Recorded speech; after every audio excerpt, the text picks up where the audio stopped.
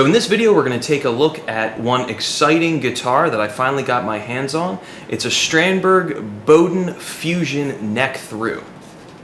Before we get started, if you like this video, please hit like, subscribe, do the little bell, all the YouTube nonsense. Helps the channel continue to grow and I really appreciate it. Also, if you have any thoughts, please leave some comments down below. So if you're unfamiliar with Strandberg guitars, they're a very unique design. That's sort of obvious right on the surface. You've got a headless design with an endure neck, which is their own patented neck, is this kind of crazy flat part and sides. It has 3 Suhr pickups in it, a fully floating bridge, a 5-way switch, and a master volume and a master tone control. All Strandberg guitars are fan frets or multiscale, so in other words, the bass string or your 6th string is going to be longer in length than your 1st string or your treble string. So that's why the frets are kind of tilted, then they end up sort of straight, and then they tilt in the other direction.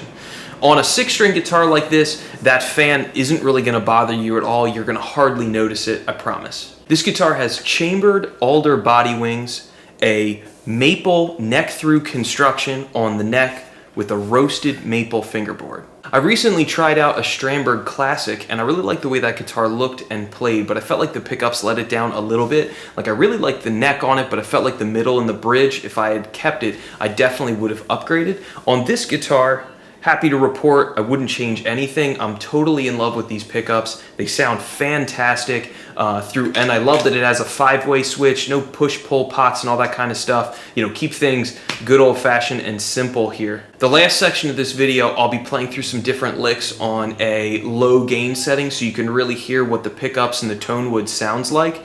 And I think these pickups really shine. They speak for themselves. This is the first time I've been able to play any Suhr pickups, and it's exactly as good as I was hoping it would be. This guitar is a little bit on the pricier side. It's $2,800, $2,900 new. You might be able to pick one up for a little less used.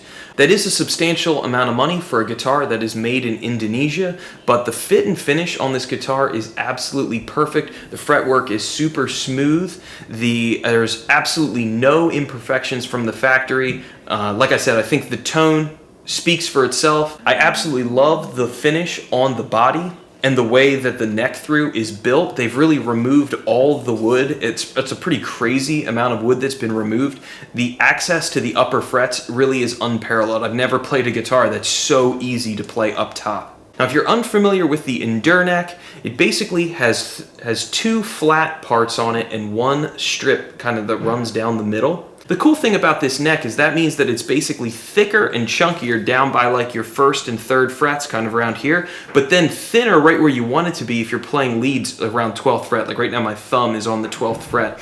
So the endure neck isn't for everybody. I totally get that. If you prefer a really thin Ibanez Wizard neck, there's a chance you might not like this. But for me personally, it is kind of the best of both worlds. I normally prefer a neck that is a little bit thicker anyway. I don't have any guitars like any Ibanez Wizard necks or anything. The neck on my J Custom that I have is on the thicker side. So for me, I just absolutely love the profile.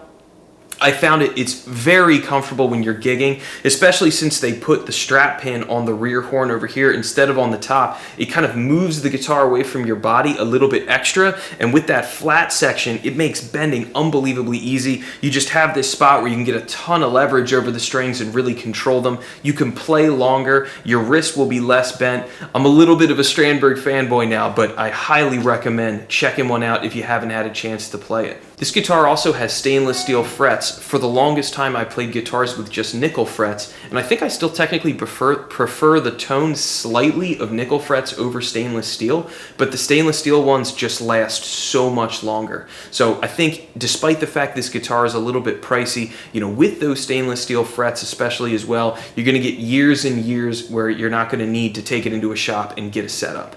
This guitar has a fully floating tremolo system, kind of like a Floyd Rose. Yes, it does flutter. It is very accurate. It is very well made as well. It might take a little bit of time to get used to your tuners down here, but it comes with a T-wrench tool, so string changes are super quick.